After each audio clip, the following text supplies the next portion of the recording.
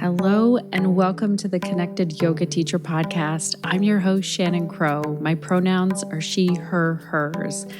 And I'm a Canadian yoga teacher, mother, entrepreneur, and a forever student with so many questions. Way more questions than answers. I'm also the founder of Pelvic Health Professionals, a place where movement educators and healthcare professionals collaborate and learn the most up-to-date information regarding pelvic health. If you would like to join us, visit pelvichealthprofessionals.com. If you are a fellow yoga teacher, practitioner, or entrepreneur, this podcast was made for you because I get how it feels to be out there in the real world as a yoga teacher. And this podcast is a place where you can connect to other yoga teachers, ideas, and information. Today's episode is powered by OfferingTree. I use and love this software in my own business because it automates everything from bookings to payments, Zoom links, reminders, and so much more. And we have a special podcast listener discount over at offeringtree.com/Shannon. So let's get right into things here today. As yoga teachers, we are really comfortable talking about stress and how yoga can help students when their fight or flee response arises. We understand the importance of allowing the nervous system to downregulate, moving us into a state of rest and digest. And at the same time, I think we need more conversations about the stress that we face as yoga teachers and entrepreneurs. No one was talking about this aspect with me in the 1,000+ hours of yoga teacher training. And I'm curious if you had the same experience. Was anyone in your yoga teacher training days, was anyone telling you how stressful it might be as a yoga teacher? If so, I want to hear about that story. Because generally, yoga teachers spend loads of time learning about anatomy, philosophy, sequencing, and so many tiny details of yoga poses, yoga philosophy, and all that makes up yoga. Then when it's time to be out in the real world, actually being a yoga teacher, running a business, creating content so students can find your classes, planning those classes, finding the perfect space, and having all the details mapped out to the exact wording you want to have on your waiver form. Well, how calm and serene are we feeling now? On top of this, people that don't teach yoga often have this idea, this assumption that because we are yoga teachers, our lives are just stress-free, carefree. We're just out here in the world sort of floating along. That's a complete myth. You and I both know that. If you're listening to this podcast and you're a yoga teacher, you know that. Now, I'm sorry. I know there are some of you who are in yoga teacher training, and I might be the first person to bring this up. And at the same time, I'm so glad you're here for this conversation. I wish I would have known this before I graduated as a yoga teacher.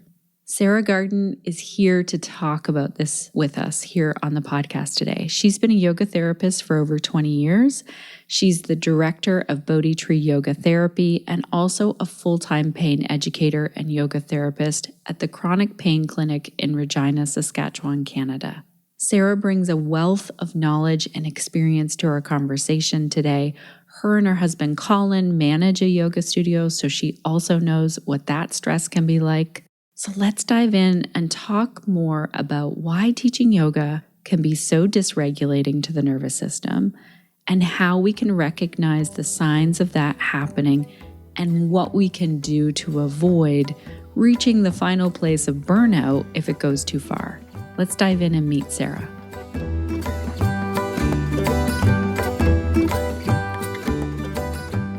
Welcome to the Connected Yoga Teacher podcast, Sarah. It's so great to have you here today. Thanks so much for having me. I'm happy to be here.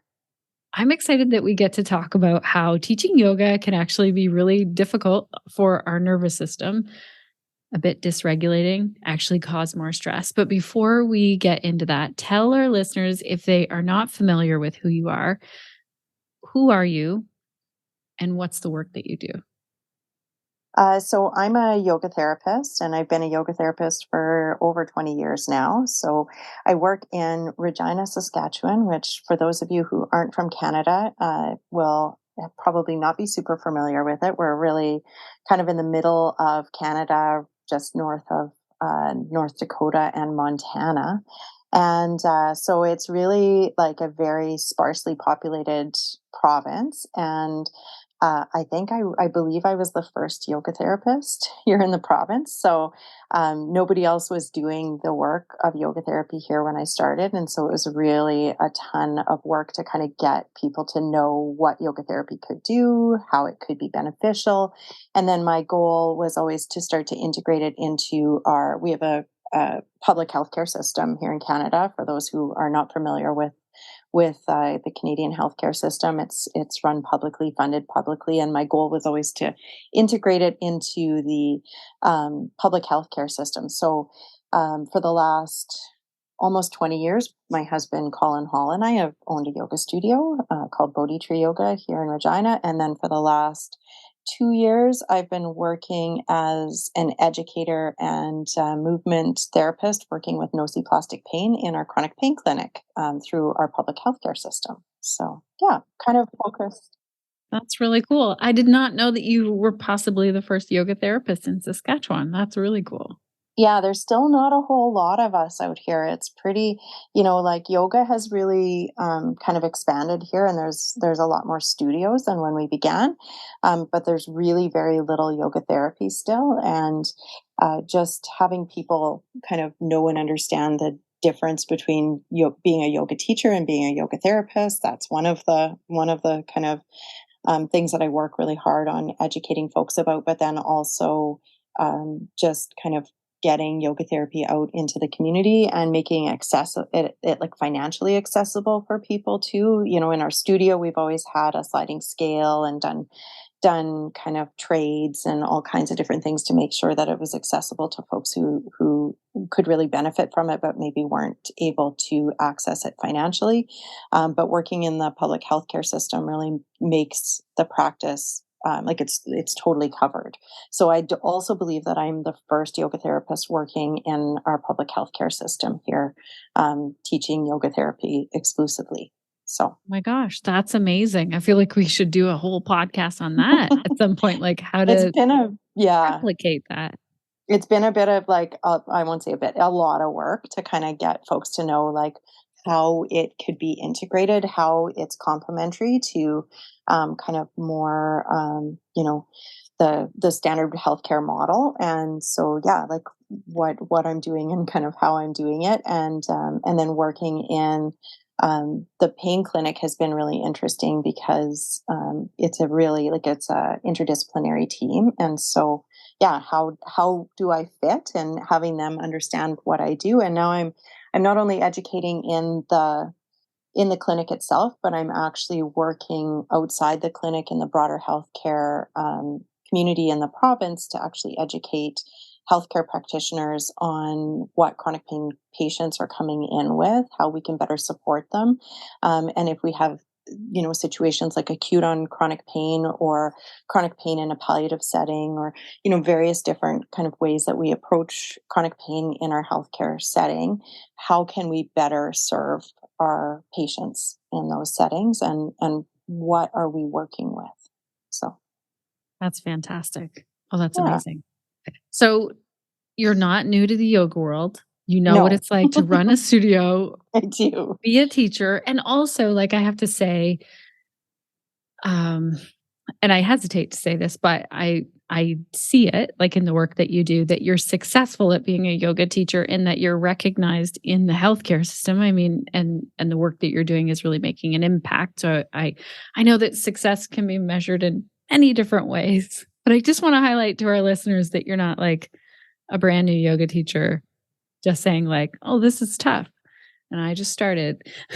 So Yeah, it's tough. It's tough. Like it was tough a year in. It's like it's tough, whatever it is, like 23 years in, you know? so what keeps you going then before we get into how this is tough as a yoga teacher? What makes you decide that, okay, instead of running, like instead of just going to work for someone else and doing a 9 to 5, I wanna keep doing this?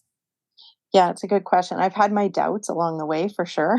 I maybe still have doubts along the way.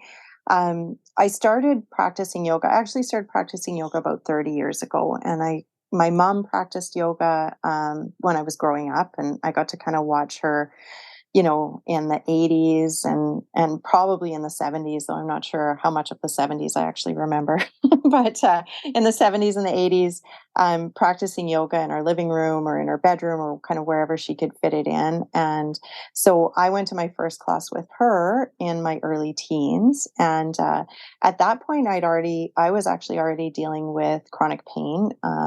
I had started with chronic migraines at the age of 7, and then I actually have stage 4 endometriosis, and so have from about the age 10 on had debilitating chronic pelvic pain, and got really interested in finding ways to work with my chronic pain, and started practicing yoga. Went to an Iyengar yoga class.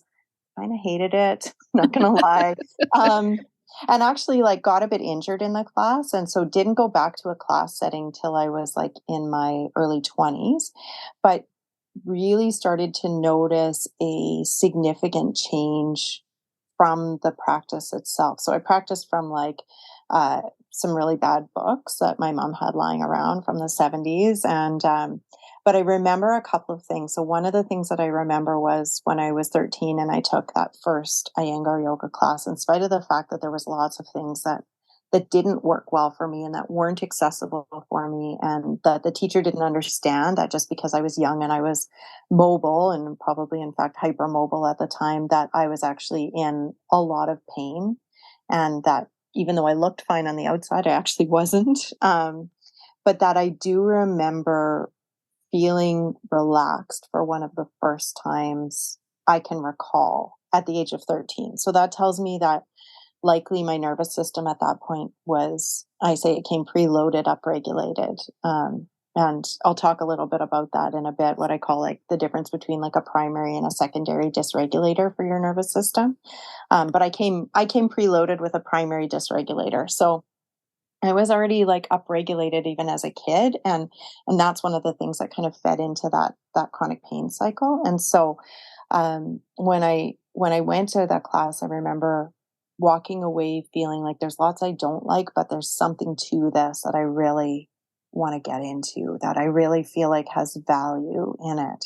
And when I revisited yoga again in my 20s, in my early 20s, I found that same little kind of like nugget of like calmness, even if it was just like little bits and pieces that I can recall having from time to time or being able to access from time to time, that it was something that I was really craving and I couldn't find or hadn't found other ways to access it.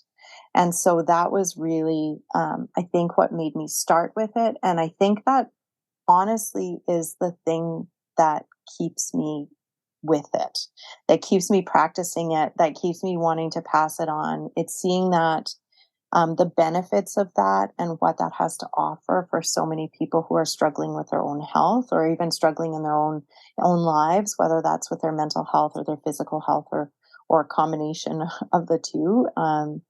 Seeing what that can offer and how that can be really life changing for folks is what kind of makes me stick with it. That was kind of a long way to get there, but yeah. I'm glad that we took the long way to get there. Like, first of all, I want to say that I also have days where I feel like, is this really what I want to be doing? Rebecca Sebastian and I talked about it in a podcast episode. I can link to that for our listeners if they haven't heard, like why we continuously think about quitting Yeah. Yeah. as Well, yoga teachers it's hard. yeah, Yeah. and entrepreneurs and podcast hosts. We talk about that really openly. And then I think there's this continuous thread. This is what I hear from so many yoga teachers, that they feel the benefits of yoga and then they want to share it out in the world. So that keeps you going. Now, talk to us about, why is teaching yoga so different from practicing yoga? Like, what about that? How is it that we can go and be a student in a class and we're like, oh, this is relaxing? And then the assumption is, oh, teaching yoga is going to be like, I'll just kind of float through life and make a tea and light a candle. And that's what being a yoga teacher is. Like, tell us how that's not the way it is. Yeah. Well, I think it's like, wouldn't that be lovely if that, I often think like, and I teach classes like that sometimes now, but it's not just the class itself. I think initially when I came into teaching yoga, like I have a tendency towards wanting things to be delivered really well with some excellence, a tendency maybe towards perfectionism, right? And so when I initially started teaching, if anyone's ever taken a class or heard Colin talk, we tend to be actually like quite different.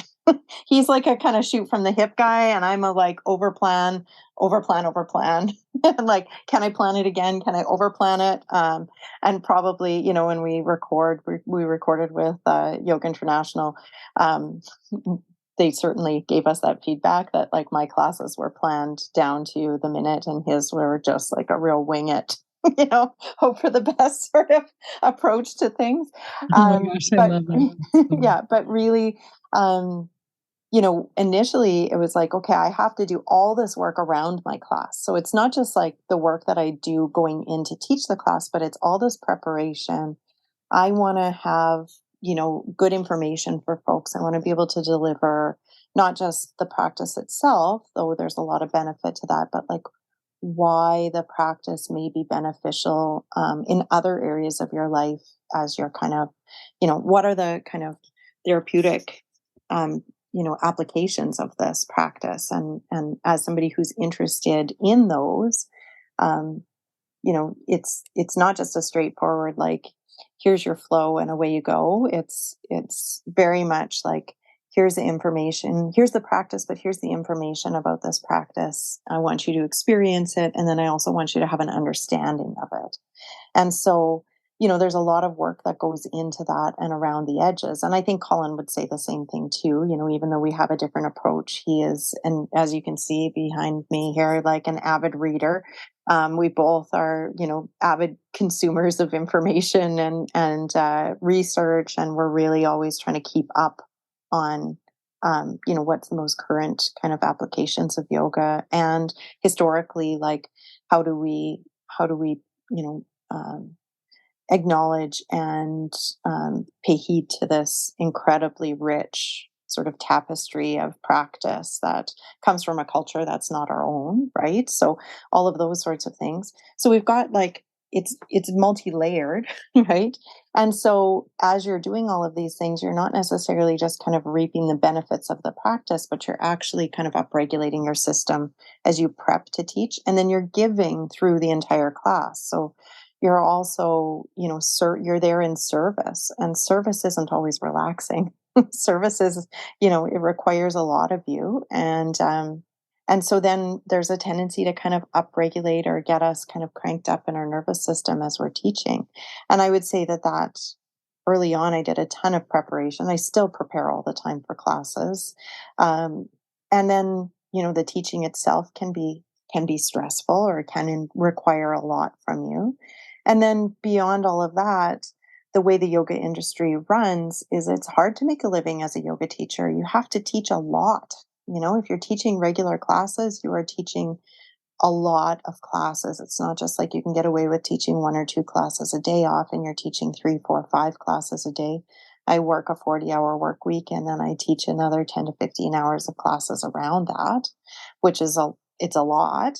Um, Thankfully, I also have a lot of my own practice that I fall back on to kind of calm my system, because I've learned through the years how to at least do a somewhat decent job of balancing things out.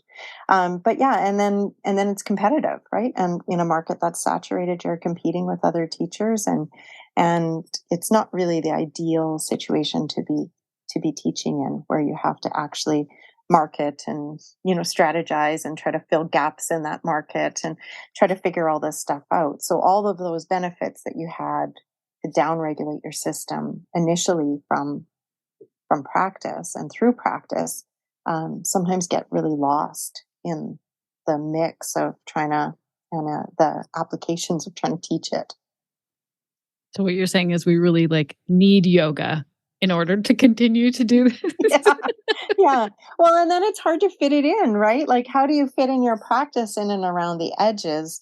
One that's just only for you. And I would say that certainly I'm very conscious when I teach, especially these days, working full time in a healthcare setting, where there's, it's complex and it's involved, and it can be, it can be sad. It can be, there's so much that, you're seeing people who've kind of fallen through the healthcare cracks, and, they haven't been well treated, sometimes when they're coming into, your care or under your care, and you feel an obligation to try to help them in whatever way you can. But I'm in the process of that. I'm very conscious of boundaries in terms of my own care and my own regulation while I'm doing that work. And that I think has been it's definitely not perfect, but it's been a lot of work to develop those. I'm popping in here for a moment, connected yoga teachers, to thank OfferingTree for bringing this podcast to your ears today. But I also wanted to tell you a little side story about something that happened before I hit record when Sarah and I first started chatting in this interview. Sarah was telling me this really fascinating fact about how Saskatchewan, the province where she lives, doesn't change their clocks like the rest of Canada. And I had no idea about this. To make this a little more confusing, the residents of Lloydminster, which is a town that's located in both Alberta and Saskatchewan, so it's right on the border, that town of Lloydminster actually follows the same time zone as Alberta, even though the rest of the province follows Saskatchewan. So where Sarah lives and teaches yoga in the summer, clocks in all of Saskatchewan are the same as the clocks in Calgary, Edmonton, and Denver. But then during the winter, when everyone else changes their clocks in most of the province, with the exception of Lloydminster, are the same time as Winnipeg and Chicago. If I have this fact right. I'm even confused as I'm telling you this, and you might be wondering, why are you telling me this really fun but confusing fact? Well, in the moment where Sarah said to me, I wasn't sure about the time zones, imagine living in Saskatchewan where the rest of Canada changes their clocks, but you don't. This is a moment where I was so grateful that I use OfferingTree, because when someone books their podcast interview with me, time zones are automatic. I don't have to think about it. Neither does Sarah. Neither does anyone who's booking their podcast interview. Now, Sarah's really used to having to think about this. So when she booked, it was in her time zone. And when the reminder email went out with the Zoom link, which is all, again, automatic with OfferingTree, it was also in her time zone. So if you are looking for a software that's going to automate and simplify things in your business, like time zones and Zoom links, this software is built for yoga teachers and studios. It goes well beyond time zones and Zoom links. Check out OfferingTree. There's a free trial, and if you decide to sign up, use our discount for podcast listeners. That's at offeringtree.com/Shannon.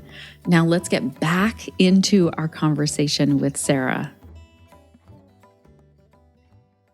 What would you tell the yoga teacher who, doesn't matter how much experience they have, they fall away from doing their own practice because they think, oh gosh, I can't fit it in. I have to teach this many classes, plus I have to market all of these. Otherwise, I can't pay my bills and feed me and my family. Like, I've run that. It doesn't work out. Yeah, yeah. Well, that's just it, is it's not sustainable, right? It's not a sustainable way to live. And so, I was chatting about this, and I've chatted about this a lot even in our teacher training program, where um, it's tricky because we want full-time yoga teachers, because those people can dedicate the time that is, required to, you know, do a good job of doing what they're doing, right? Of teaching a practice that is incredibly rich and has a ton of depth, that we really want to pay service to while we're teaching it. We want those full-time teachers, but full-time teaching isn't often financially sustainable, nor is it energetically sustainable. And so what do we do to do that? And I think we have to fall back on our own practice. I don't think our practice has to look like, an Ashtanga practice every day or a vinyasa practice every day. I think it can look like a lot of different things. It may look like, like a body scan that you kind of check in with a couple times a day, so that you're kind of checking in on your overall kind of, how well you're regulated or dysregulated, as the case may be. And integrating practices like that a little bit here and there rather than it looking like, well, now I have to stop and take an hour or an hour and a half on my mat and just dedicate that time alone. It can look different than you originally maybe thought it would.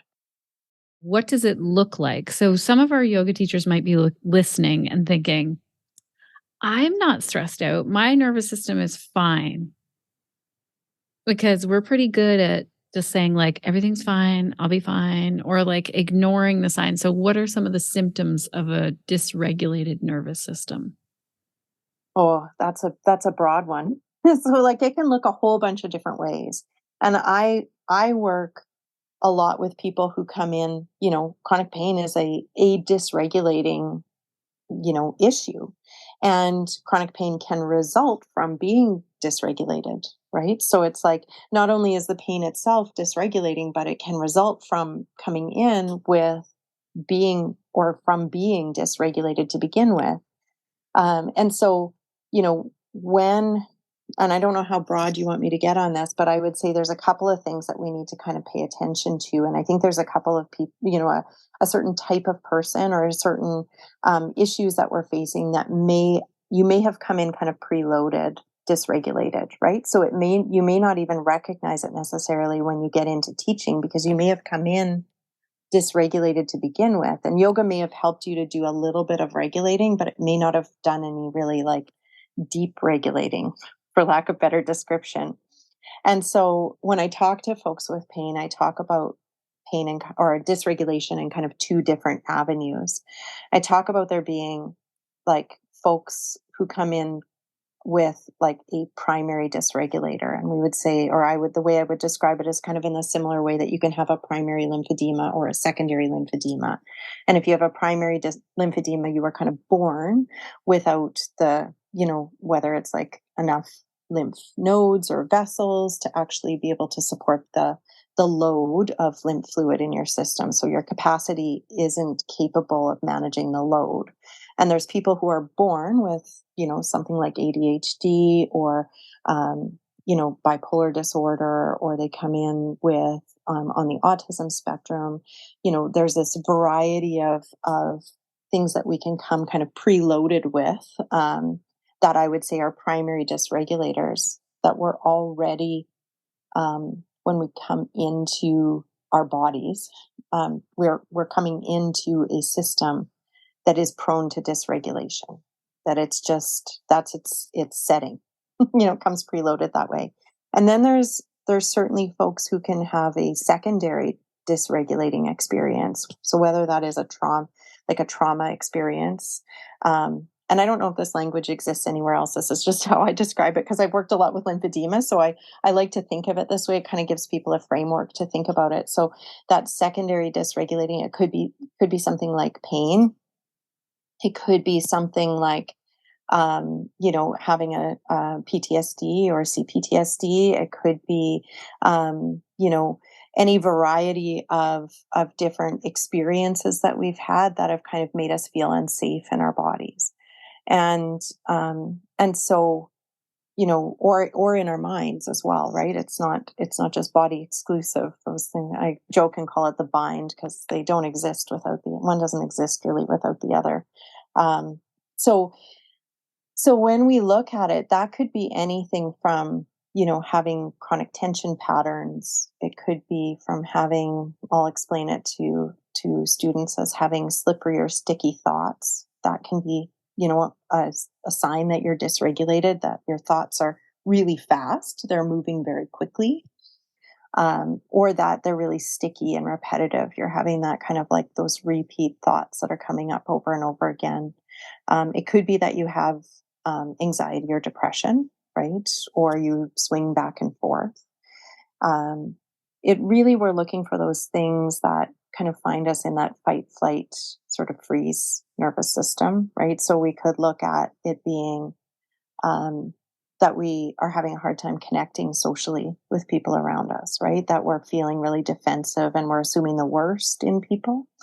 Um, it might be that we have breathing pattern disruption, right? Our breath is shallow and more inhalation kind of focused. There's just so many different ways that it can kind of show up that it's hard to kind of pin it down. But I think there's some what I call like the usual suspects. There's like, checking in with your breath and kind of noticing what your breath is doing when you're not thinking about it necessarily.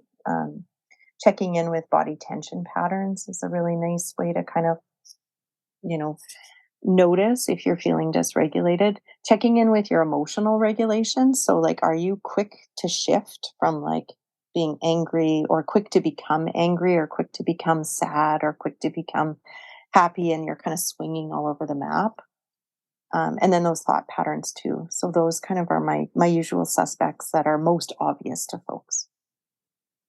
Thank you. I know is a big question, and I appreciate this explanation also of like entering into the body, and maybe there's already some stuff going on there with the nervous system, and then life throws a lot at you. And we've all been through a pandemic as well, and as yoga teachers, I feel like our profession was one of those that there were a lot of professions, to be honest, that were really impacted, and a lot of people and individuals.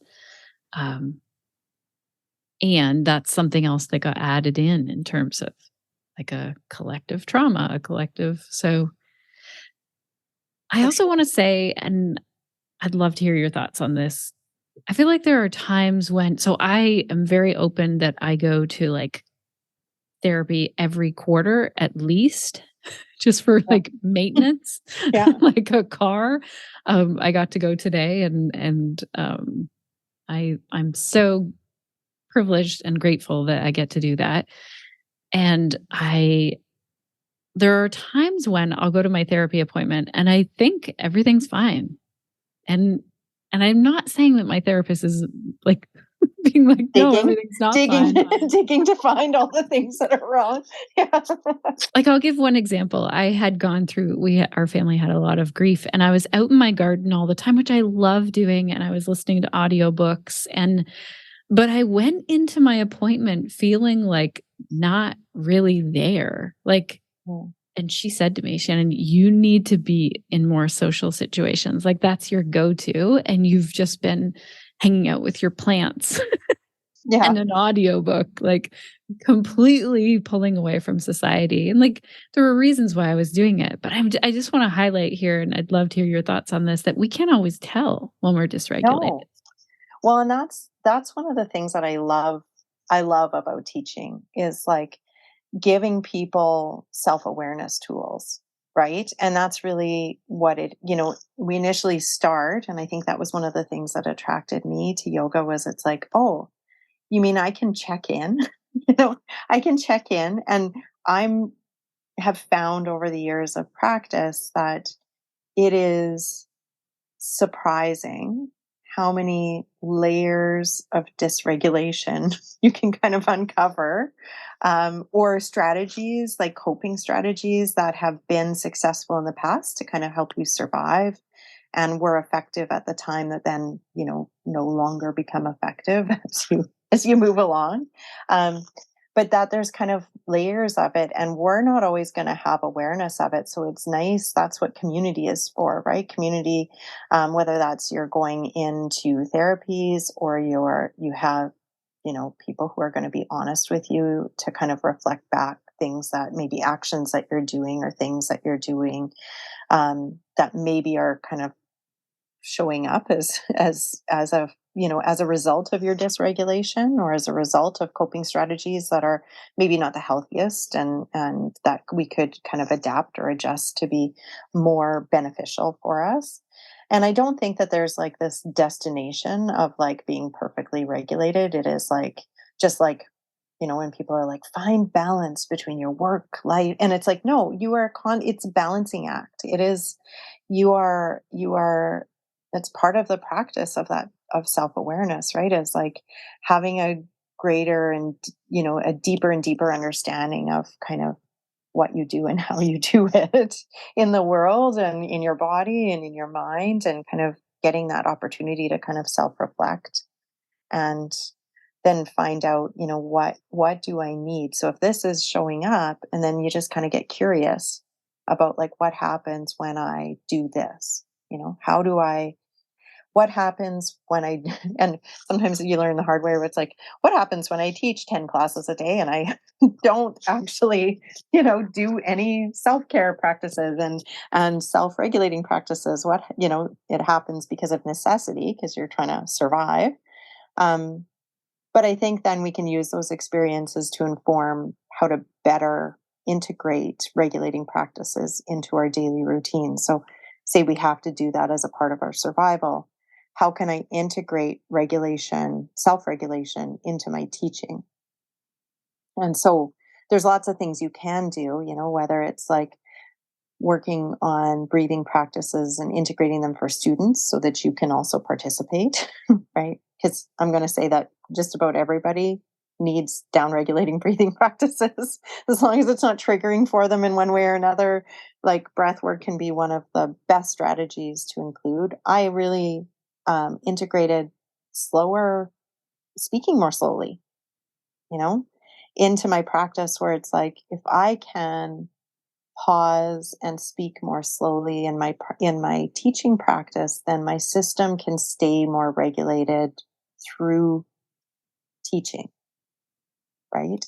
And so what are the things that we're doing that are upregulating?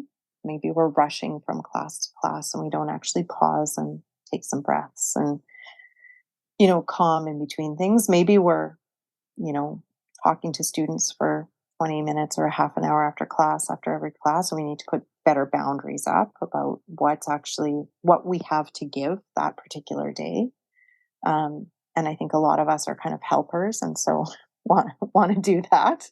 Like what are the things we can do that actually are effective in helping our systems first. Once we've identified that we're not regulated, then how do we kind of start to integrate that stuff to cut down regulate while we are teaching or then in between times? Now I'm kind of throwing this at you, but I'm wondering, would you be up for leading us into like a check-in? Like how, because I'm thinking that it doesn't have to be 20, 30 minutes. We could actually do this pretty quickly. Would you want to guide us into that? And again, I'm throwing this at you, but I feel like you can handle it. Yeah. Well, and it's one that I do and I encourage people to do, especially with pain, right? I'll say especially with any sort of form of dysregulation, but it can be something as simple as like, I don't know about your cities, but like you could certainly do this on public transit as long as your public transit is safe. We don't have great public transit, so unfortunately I have to drive places most of the time. But if I'm going from place to place, or I even started doing this, I found grocery shopping during COVID pretty stressful. Um, and and especially because I had my mom was really sick in the midst of COVID, and she was very immunocompromised, and I had to be very careful. So I found like the the prospect of maybe taking something home to her was very stressful. So I found like I was trying to avoid people, and I felt like my world wasn't as safe as I had thought of it before, right? And that's a bit of a privileged position to be in, I recognize. And so I know that our people are living that, COVID or no COVID. COVID just kind of, may have made it a little bit worse on a day-to-day basis. And so kind of being aware of what are some of the things that you can help to make feel more safe in your environment itself. But then when you can't, what can you do for your own body to kind of do a check-in and see if there's things that you can do to help in a short period of time. So after I would grocery shop, I would get into my car and sit there for a moment. And I would often just close my eyes. And you don't even necessarily have to close your eyes. You can kind of soften your gaze. And if you want to just kind of check in once you've closed your eyes, and I'll just do a quick overall body check. So it's like, are there anything that stands out as being particularly good? And I want you to pay attention not just to the stuff that's like tense or uncomfortable. You can check those too, but I also want you to notice like, are there areas that are soft and relaxed and feel easy as well? Sometimes we get stuck on those spaces that are louder, and they're usually coexisting with spaces that are softer and quieter. And so you can just do a little bit of a check-in initially, and then it doesn't have to be anything big. It could be just feeling like some spaces that maybe need a little extra attention that you may hold tension in around your jaw or your shoulders, your hips. Lots of times it's your belly and you're holding your belly in, and that's not enabling you to get as deep a breath. So just kind of checking with those. Can you just work a little less hard in those spaces? And relaxation or finding greater ease in your body isn't a process of addition, it's always a process of subtraction, right? We're doing work that we don't need to be doing. So, is there a way that you can let go of some of that work? Can you subtract? Maybe you're taking stuff away. And then maybe you can actually bring your attention into some spaces that feel soft or easy, relaxed, and to know that those are existing at the same time. Right? And just like all things, it's not all good and all bad. They coexist within your body, within your mind. And then sometimes I'll just do 3 or 4 soft sighing breaths. And I usually kind of compare them to the breath that you would take if you've had a really busy day and you sit down on your couch or you get into bed at the end of the day and you can just kind of let the rest of the world go. So I'll usually breathe in through my nose and then exhale. And my friend David Wilson, who teaches breath in Edmonton, always says you can let the end of your exhale drift. And I love that word, or I love that thought of just kind of letting the end of your exhale drift. Not so that you feel like you need to take a breath immediately, but just so that you can softly transition into your next inhalation. And so taking a few of those,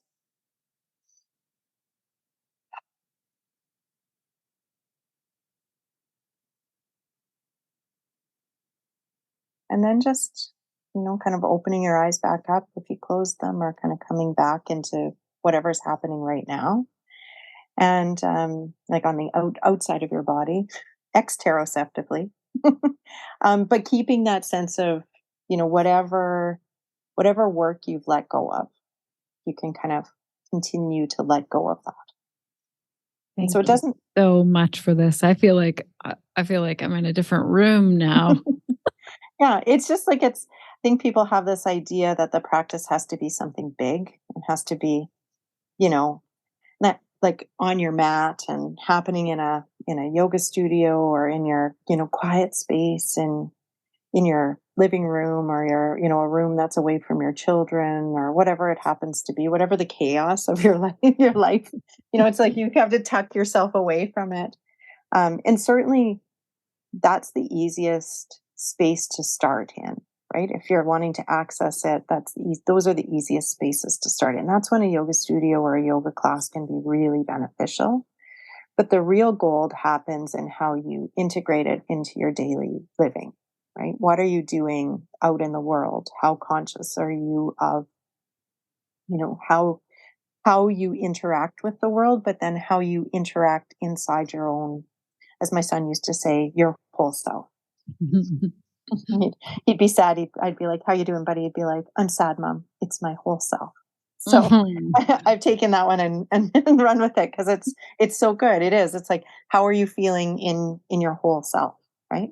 Your Yeah. brain, your body, your breath. How is everything doing? Yeah.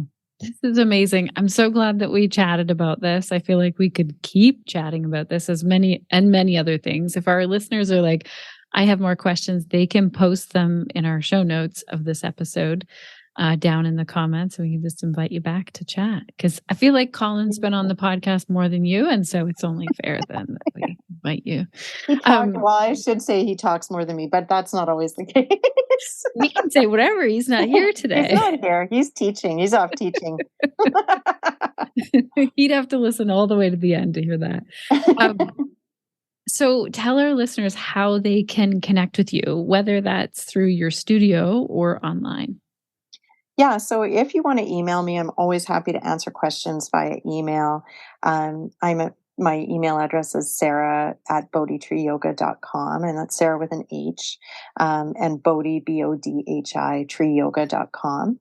I'd love to say that I'm on social media a lot these days and doing like a lot of promotion, like self promotion, but working in the public healthcare system has kind of pulled me away from a lot of that promotional stuff. I'm so busy with the SHA that I actually haven't done a lot recently. So, but you can track me down on Instagram at Connected Yoga Therapy or on Facebook as well. So, and I'm just Sarah Garden on Facebook or Connected Yoga Therapy on Facebook. But I'm probably more likely to answer this to my personal account on there. So, yeah. Amazing. We'll make sure to put all of those in the show notes. Thank you so much for this today. This has been fantastic. It was lovely to chat with you, and thanks so much for having me.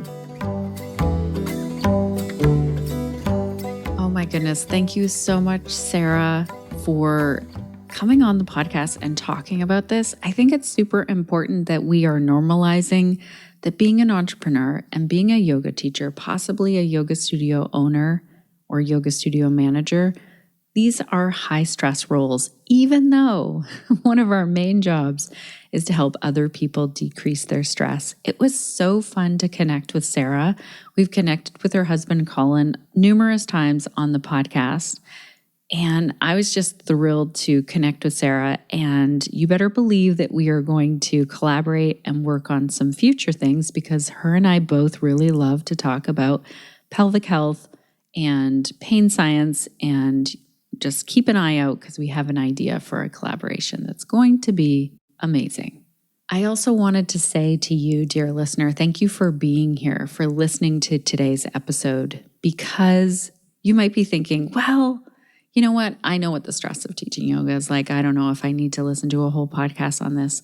I hope that this has been helpful to you, if for only the fact that you're not alone in this. Also, I wanted to highlight that May, if you're listening in real time, it's May of 2023.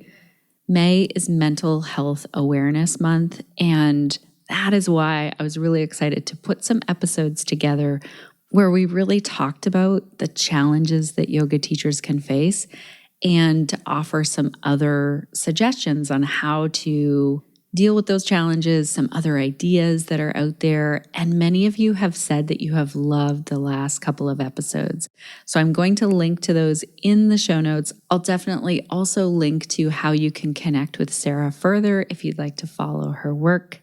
Also, if you're over on our show notes page, which is at theconnectedyogateacher.com/325, we love it when you leave a comment there and tell us and tell other listeners, kind of have a conversation there.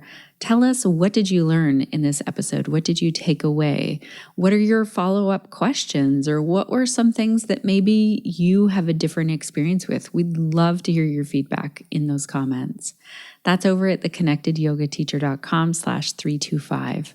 If you want to hang out in person, we have one live class left with this 7-week series we've been doing with Shelley Prosco. It's hosted by pelvic health professionals. And I have a special discount for you. Now, not to worry if you feel like, oh my gosh, I missed all the live classes. The replay is there for you, and the discount code will continue to work. So the discount is BALANCE, and you'll head over to pelvichealthprofessionals.com to sign up.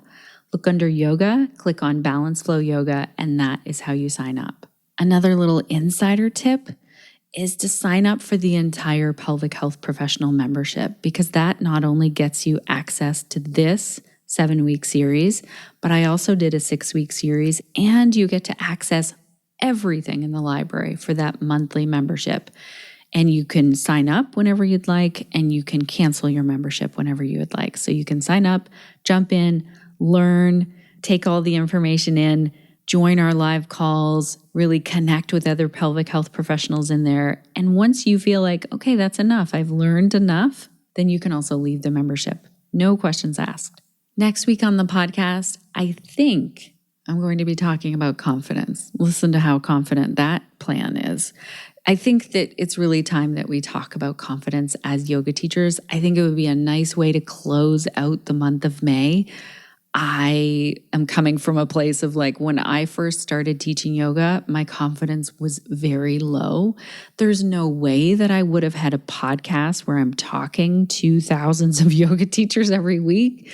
My confidence wasn't enough then, but I've learned a lot of tips and tricks along the way to really boost my confidence as a podcaster, as a yoga teacher, and I'd love to share those with you. And it's an episode that I've been thinking about for a while because it's one of the most common questions that we get from new yoga teachers is how can I be a more confident yoga teacher? And so if you are, maybe you're a new yoga teacher, but maybe you're getting to the point where you're leading other yoga teachers and you want them to walk out of yoga teacher training feeling confident to teach the things that they want to teach. So I've compiled it all in this episode and I'm excited to share it with you next week.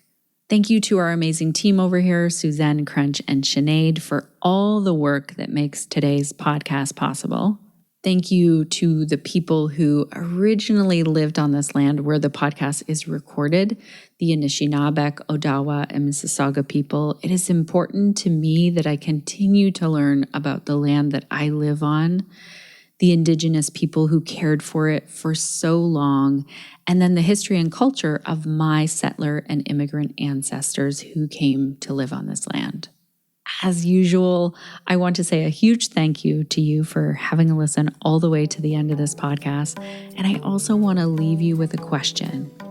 What will you be doing this week to stay connected to yourself, your yoga practice, and to your community so that you can share the yoga that lights you up?